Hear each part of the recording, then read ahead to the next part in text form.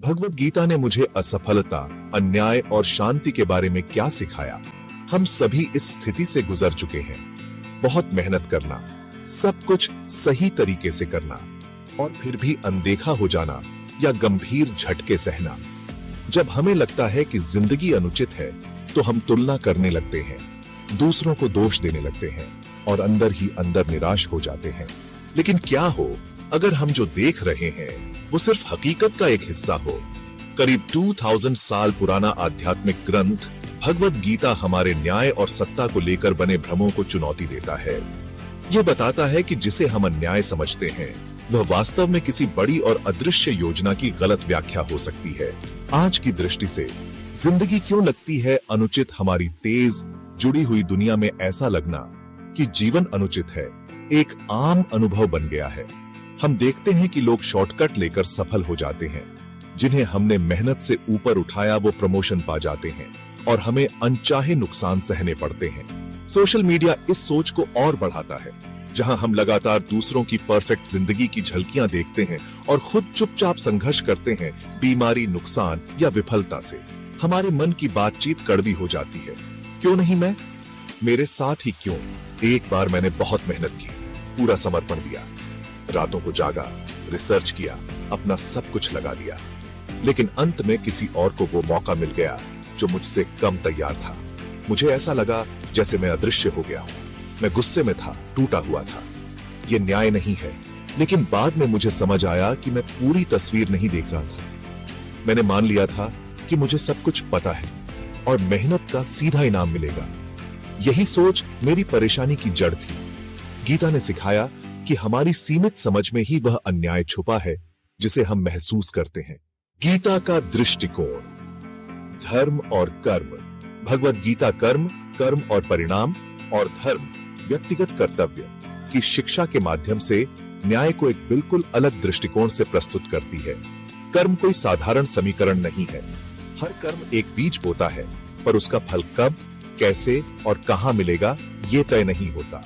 यह इस जीवन में हो सकता है, अगले जीवन में भी। यह सोच आधुनिक विचारों से टकराती है, जहां हम मानते हैं कि मेहनत का इनाम तुरंत मिलना चाहिए और गलती की सजा भी। धर्म व्यक्तिगत होता है। ये दूसरों की तारीफ पाने के लिए नहीं, बल्कि अपने जीवन के उद्देश्य के अनुसार जीने के लिए होता है। अर्जुन को युद्ध करना था, भले ही वह नैतिक रूप से कठिन था। कृष्ण उसे याद दिलाते हैं कि यह उसका धर्म है और उसे इस कर्तव्य को निभाना चाहिए, चाहे इसका कोई लाभ हो या न हो। गीता यह नहीं कहती कि सही काम करने पर आपको हमेशा सम्मान मिलेगा। कभी कभी इससे दुख भी मिल सकता है। सच्चा संतोष तब मिलता है जब हम अपना धर्म पूरी निष्ठा से निभाते हैं, चाहे उसका फल मिले या न मिले। कर्ता और साक्षी का ज्ञान। गीता की सबसे गहरी शिक्षाओं में से एक यह है कि हम सिर्फ कर्ता नहीं, साक्षी भी हैं। हम अक्सर सोचते हैं कि सब कुछ हमारे नियंत्रण में है। जब हम पूरी तरह से परिणाम से जुड़ जाते हैं तो असफलता हमें तोड़ देती है। लेकिन कृष्ण अर्जुन को याद दिलाते हैं कि आत्मा केवल देखती है, वास्तविक मैं सिर्फ साक्षी है। कर्म योग का मूल है कर्तव्य करना, लेकिन फल की अपेक्षा न करना। जब हम अपने कार्य को पूरी निष्ठा से करते हैं, बिना किसी इनाम की चाह के, तब हमें भीतर से शांति मिलती है। जैसा अर्जुन को बताया गया, तुम्हारा अधिकार केवल कर्म करने में है, न कि उसके फल में। यही सोच हमें उम्मीद की पीड़ा से मुक्त करती है। बड़ी तस्वीर देखना, दिव्य व्यवस्था, समय और पुनर्जन्म। गीता हमें एक व्यापक दृष्टिकोण देती है, एक जीवन के बजाय समय और पुनर्जन्म की दृष्टि से जीवन को देखना।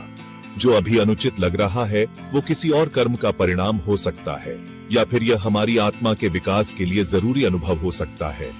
कृष्ण बताते हैं कि आत्मा अमर है, वो केवल शरीर बदलती है, जैसे हम पुराने कपड़े बदलते हैं।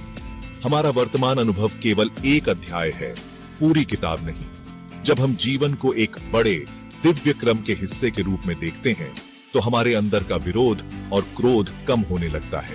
क्रोध से समर्पण तक यह ज्ञान कैसे समाधान देता है? जब हमें लगता है कि हमारे साथ अन्याय हुआ है तो हम अंदर ही अंदर क्रोधित हो जाते हैं, लेकिन गीता एक समाधान देती है। नियंत्रण की जगह समर्पण और निर्णय की जगह जिज्ञासा। क्यों मेरे साथ की बजाय यह मुझे क्या सिखा रहा है? यह मानसिक बदलाव भावनात्मक राहत लाता है। निष्काम कर्म यानी बिना फल की इच्छा के कर्म करना हमें आत्मिक रूप से मुक्त करता है। प्यार करो, कर्म करो, लेकिन फल की उम्मीद मत रखो। हर कार्य फिर एक आध्यात्मिक अर्पण बन जाता है। गीता कहती है कि जिंदगी में कष्ट तो आएंगे, लेकिन अगर हम आत्मा के स्तर से सोचें और कर्म को समर्पण के साथ करें तो हमें आजादी मिलेगी। अंतिम विचार, जीवन अब हमारे साथ नहीं, हमारे भीतर घटता है। जीवन अब कोई चीज नहीं जो हमारे साथ घट रही है, बल्कि कुछ ऐसा है जिसमें हम साहस, उद्देश्य और विश्वास के साथ भाग ले रहे हैं। हम क्रोध से शांति और न्याय की चाह से दिव्य व्यवस्था में विश्वास की ओर बढ़ते हैं। यही है भगवद गीता की सच्ची शिक्षा।